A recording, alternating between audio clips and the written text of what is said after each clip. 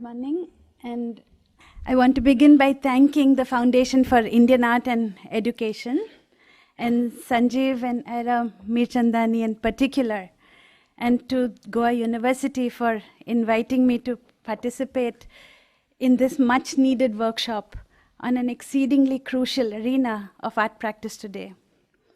I want to place on record my deep and very sincere admiration for the Foundation, not just for the vision that has placed art and education unambiguously at the center of the conference, but even more, I thank them for the sheer tenacity that it has taken to address these very questions over several iterations in multiple formats and in numerous venues over the past few years. I acknowledge with gratitude the enormous amount of intellectual labor, ideological commitment, and physical man-hours that has gone beyond the actualizing of this idea. For these ideas have been the backbone of the conversations, the anxieties that we've been so poignantly and openly addressing over the past 2 days. I've had so much to learn from this opportunity to be here, so I thank the Foundation and the University for this opportunity. It also has been for me personally humbling and deeply invigorating to be among august and much beloved teachers like Sheikh Bhai and Shivda, who have both played such profoundly formative roles in my own life and in shaping my own intellectual orientation.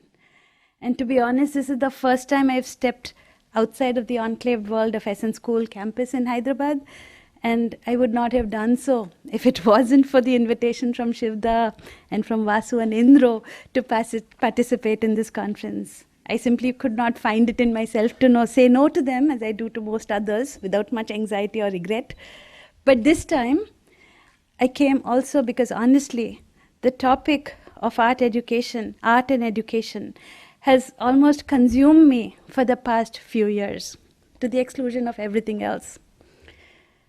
Ever since I joined the University of Hyderabad in 2011, I have become a one-note horn, a kind of a social bore and burden for my immediate friends and family, because there seems to be nothing else that I'm able to talk about. So I figured if this is all I can speak about, and if this is all I want to speak about, where else would I speak if not here in this conference? And where else would I speak if not among teachers like Shivda and Sheikh Bhai, old and trusted friends like Ramesh and Vasu and Suresh and Indro, who have lived and embodied these questions for many decades.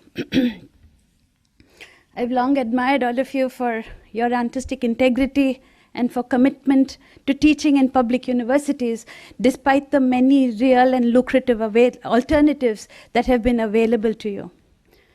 So, thank you Shivda, thank you Vasu Indro for inviting me here and for forcing me to organize the past 7 years of my life into a 20-minute presentation. So if my presentation in doing so tends to be without a center or a focus, I hope you'll willingly share the burden and do your part with me and carry that cross.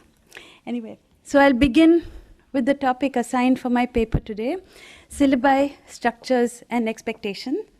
And being the art historian I am, and being that kind of art historian with a PhD that I am, I will unabashedly claim that space and begin with an image. And a beautiful image at that. An image of Saraswati and Ganesha, an exquisite painting that is a record of a conversation between two deities. On the left, Saraswati sits with her veena in her hand. She is shown in a gesture of speech, the goddess of watch. And on the right in the picture sits Ganesha, the quintessential scribe of the written word, who wrote down the Mahabharata as it was being dictated to him by Vyasa. Ganesha is shown in front of Saraswati, with his favorite bowl of sweets in one hand, flowers and fragrance in the second, a fan in the third, a pen in the fourth. A mood of leisure and pleasure pervades this painting. It's a painting about conversations, about easy camaraderie, conviviality and friendship. And these words, incidentally, conviviality, friendship and conviviality, appear in Anita Dubé's curatorial vision for this time's Kochi Biennale. And if, as Bose Krishnamachar said yesterday, that art could be as much about drinking beer with friends, then this picture seems to be saying that art can also be about speaking with words. It could be about listening to music in an idyllic setting with an empathetic and sympathetic, attentive co-deity. This then makes this 18th century painting a contemporary and up-to-date visual image. Saraswati and Ganesha are bejeweled and bedecked in flowing garments and luscious drapes. They both sit on lotus pedestals and ornamental carpets in a small and intimate courtyard overlooking a fragrant and flowering garden. The courtyard links the inside to the outside. The dusk in the sky makes it neither night nor day. The clothes reveal and conceal and celebrate the body as much as they conceal and suggest it. This painting seems to want it all. Nature and culture, inside and outside, the skin and the fabric, the day and the night, the male and the female. Saraswati and Ganesha sit on two independent lotus pedestals. As embodiments of the oral traditions and the written word, they acknowledge each other as mutual friends and share that pictorial space as equals. In the words of my fellow art historian Annapurna Garimala, paintings such as these link the worlds of Smriti and the Shruti traditions of India. The heard and the remembered tradition of knowledge that speak to each other. So the written tradition and the remembered tradition. Separate but equal, the heard traditions of music and orality and the remembered traditions of the written and archival knowledges are both brought forth together onto this painted surface, celebrated by the visual. This indeed is an ideal utopian world. But the reality of India today, especially for the worlds of the written and oral universes, is far from utopian.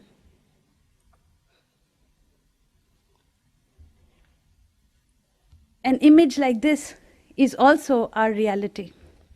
Equally contrasting, devastatingly hierarchical, and supremely biased in favor of the privileged, the written, and the canonical professions.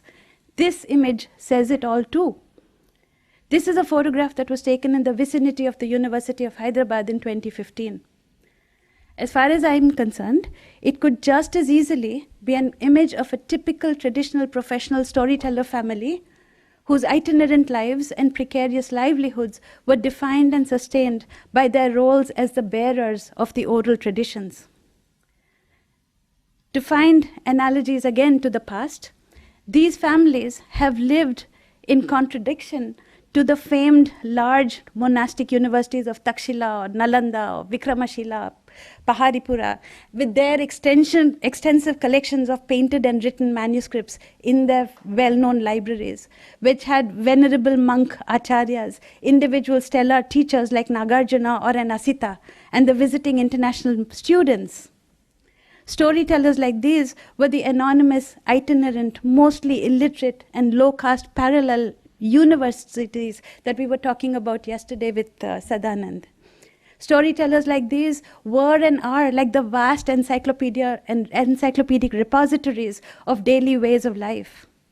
They speak, for example, and they tell in their stories, for example, about why the jambu tree sheds its leaves in the summer, why a particular caste came to become the dhobis of today, why the unprovoked bark of a howling dog after midnight can be a harbinger of death. These mobile, itinerant human knowledge repositories were the Google Islands of yesterday and today. Today, storytellers like these are being forced to survive on the margins of a nation that has reneged on its earlier cultural commitments in the fanatical and uncritical embrace of a new identity. And if I were to bring this picture, and if I were to bring this image, and if I were to bring this issue back to the picture, we can now ask other questions of it.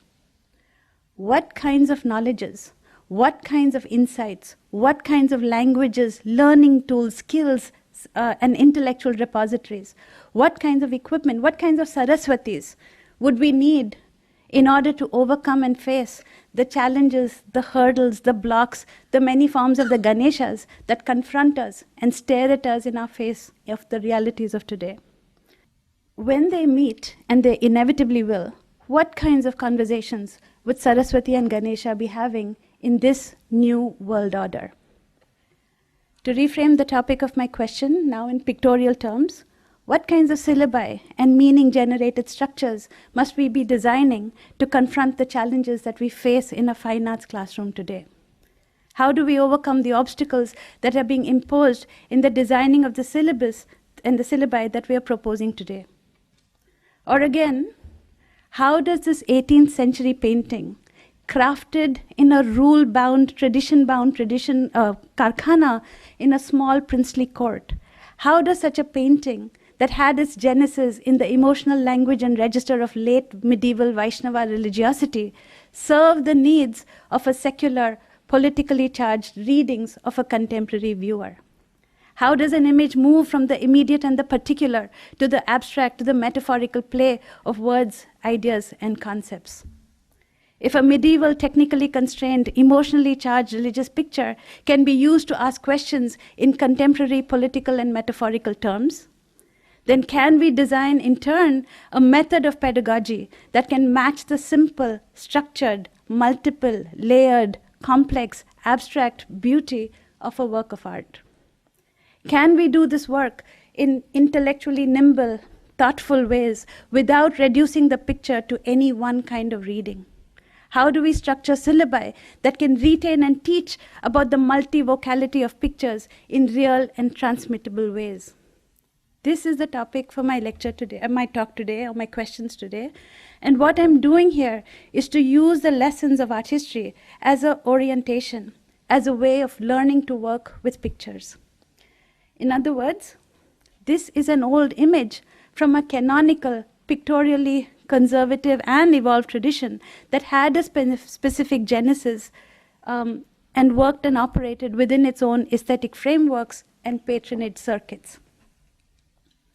But conversely, and equally importantly, this is also a picture that has a way of living and moving beyond and outside the context of its birth and production. Pictures travel beyond time. They inhabit new spaces. They serve new masters. Pictures say multiple things in multiple ways to multiple people, and much to our chagrin, they refuse to remain within their assigned categories. So just what can we do with pictures? Even small, portable, pretty, beautiful, seductive, intimate, and lush objects like this can slyly mutate at will into adult and adulterous beings with apparently no inherent codes of loyalties to makers, to masters, to owners, and users. Pictures can be deeply transgressive creatures, brimming with agency, volition, and possibility. In other words, what I'm trying to present is the fact that while the images remain the same, the kinds of questions that we can ask of these images, the multiple relationships that we forge with images have to evolve and change. Those changes in our relationships with images, the questions that we ask and teach of images through the tools of pedagogy and curriculum planning, have to become the markers and milestones of our own intellectual and ethical journeys. This is why neither artist nor viewer nor user can hide in front of an image. Sooner or later, artist, maker, viewer, user will be revealed and exposed for who we are. This is why images can be dangerous. This is why they can be deeply threatening to the status quo, whether past or present. So the question for me is, what can our pedagogy about images learn from images themselves? Is our pedagogy about images as nimble, as flexible, as adaptable and fluid as the world of images?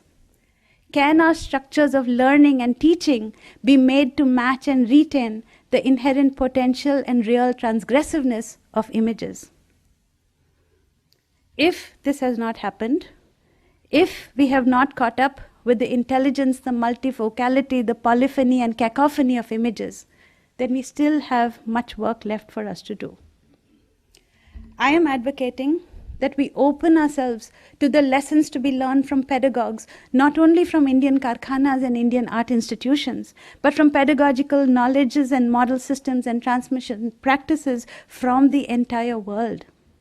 We have much to learn, for example, from the impromptu construction practices seen in the oral epics of ancient Greece, as Sir Albert Lord did in his masterwork called The Singer of Tales, from the written manuscripts and the Quranic learning traditions of the universities of medieval Cairo, from the amazing collaborative memorizing techniques of the reciters of the Rig Veda, from the experiments of Paul Klee in Bauhaus, Germany, or Joseph Albers in 1960 California of Hans Hofmann, to copying practices of the Tang court, to the fantastic lessons of artificial intelligence that lie behind the seductions of the digital world.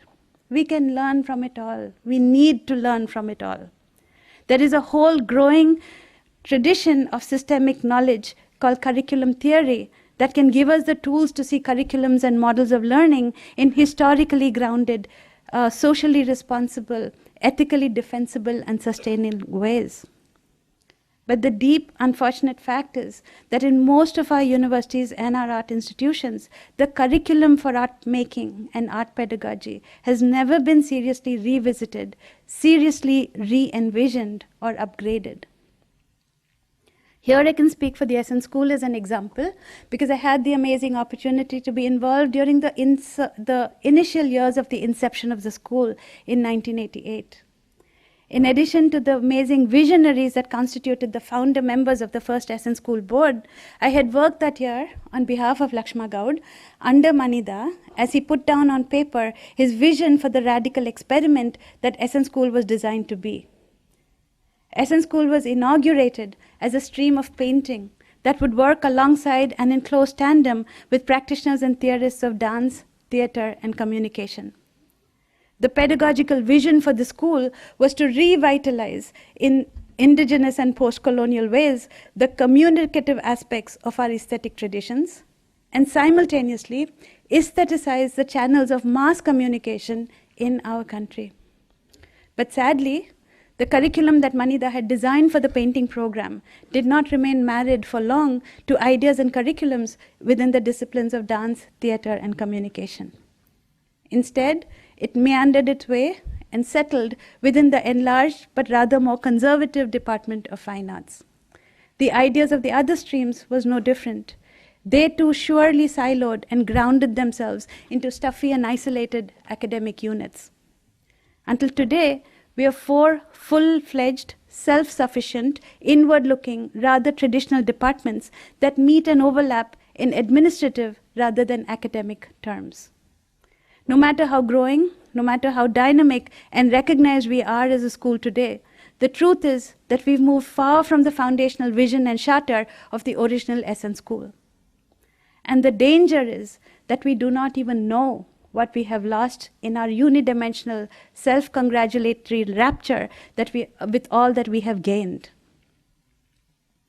Within the Department of Fine Arts, over the years, the disciplines of printmaking and sculpture were added one after another. Art history was the last, and we were added in 2011.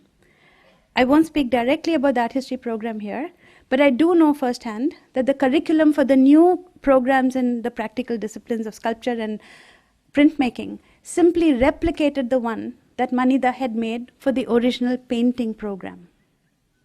And so we are here, 25 years later, the living legacy and consequence of a program that has never been revisited, reviewed, or re-engaged in any meaningful way with its foundational curriculum.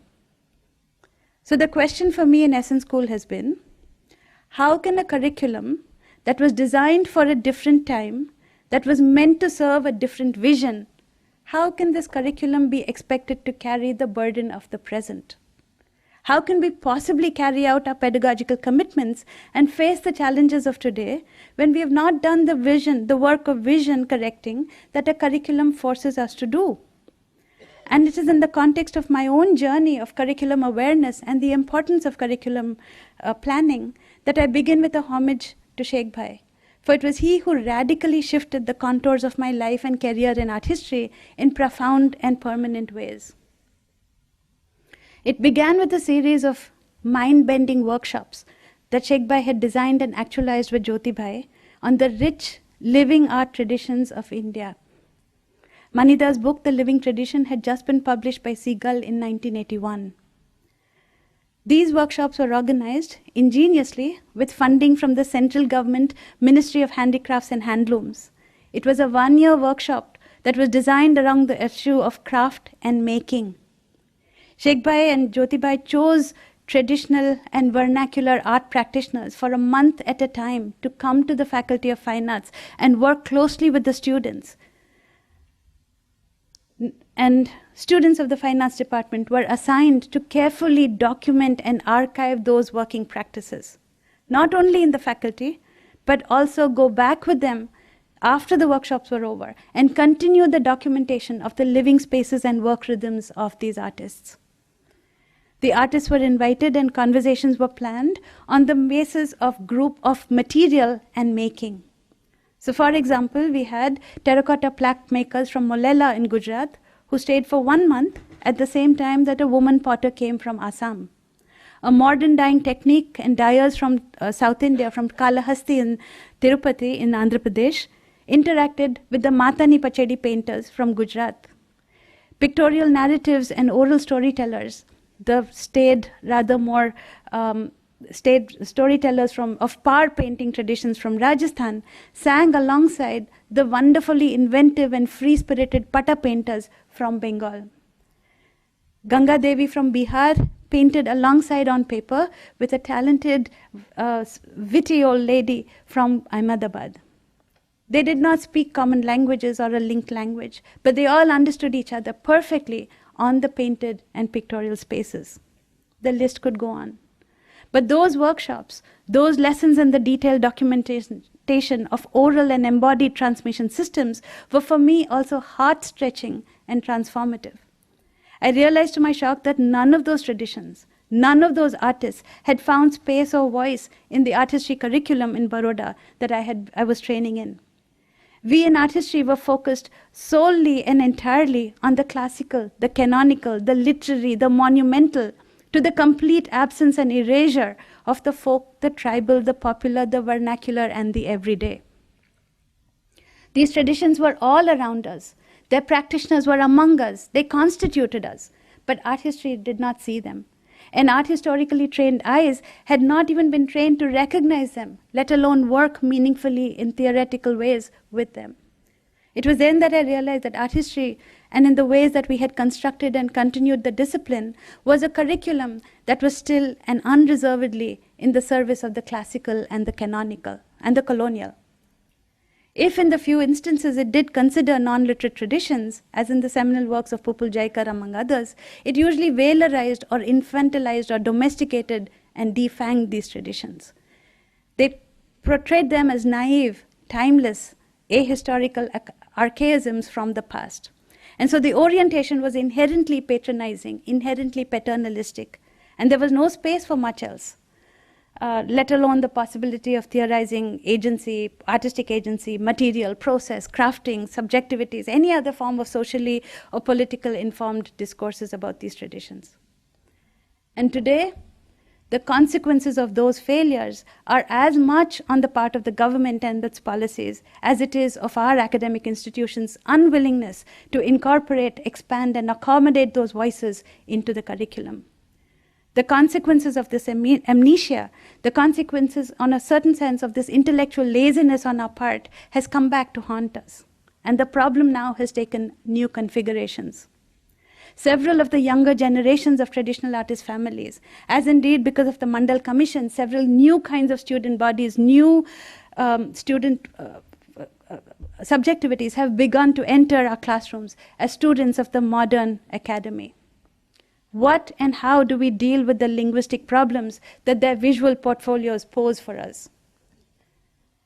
Yesterday, Sheikh Bhai spoke movingly and inspirationally, as he always does, of the classroom realities that he had to confront in the 1950s as a young lad in a new big city. Returning to India after more than 20 years studying and teaching in public universities in the United States, I see that the realities of the Indian classroom have not really changed since then. In fact, I would argue that class and caste and identity distinctions have deepened the fissures. They've sharpened the divides in the classroom. The inequalities in our classroom have not just remained and grown, but the world outside the classroom has also changed beyond recognition or prediction.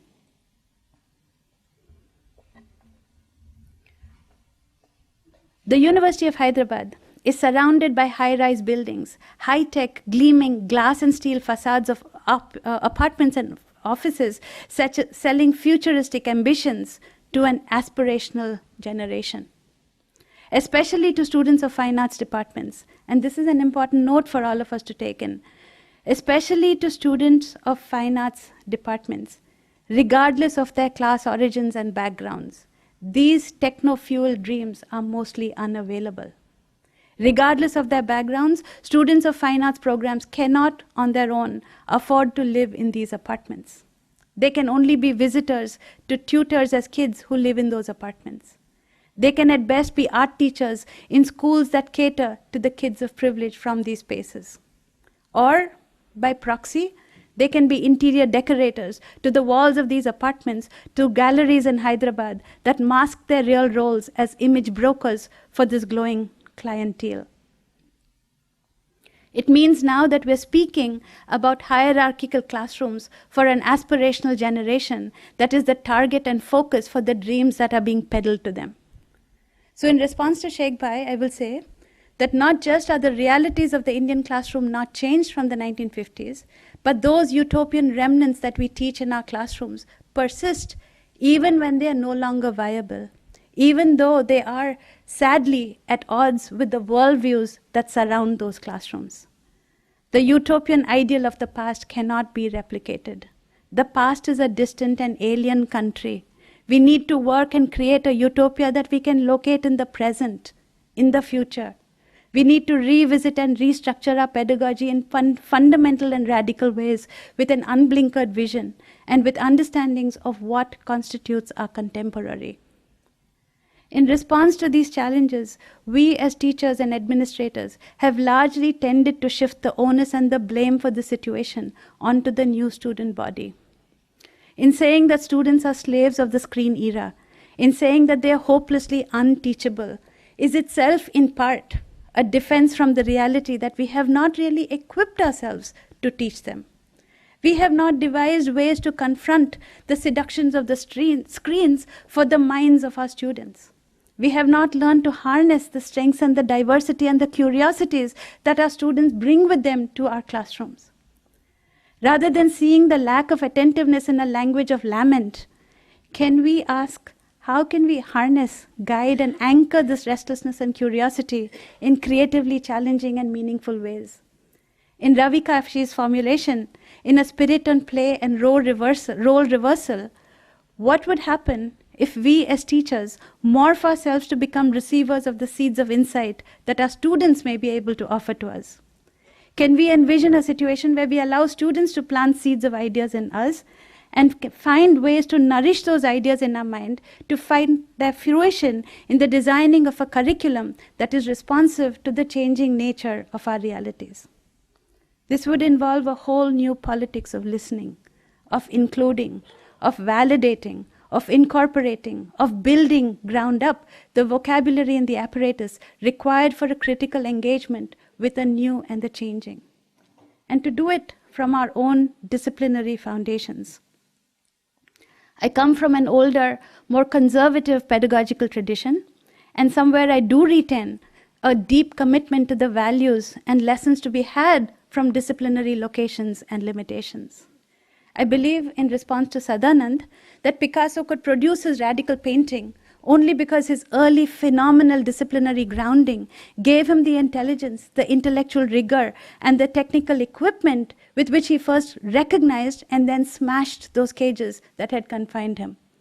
In the absence of such grounding, many cross-disciplinary, anti-disciplinary experiments can easily become intellectually flimsy, brittle, and surfacial encounters that wilt in the face of rigorous critique and questioning. These are some of the colossal pedagogical conundrums that we have to face and confront in as honest ways as possible. How do we design curriculum that is adaptable, flexible, structured, and located? What would such a curriculum comprise of? Who is the intended audience for such a curriculum? What is art today? Where are the spaces in which art is being made? Where is it being taught, and how can it be taught differently? So it's time for us to return to the drawing board, to do the homework, to figure out for ourselves what such an aesthetically grounded, socially responsible, intellectually defensible, and ethically sustainable curriculum for the arts would look like. I could not have asked for a more engaged and committed context of people and friends, old and new, in which to carry out this responsibility. Thank you.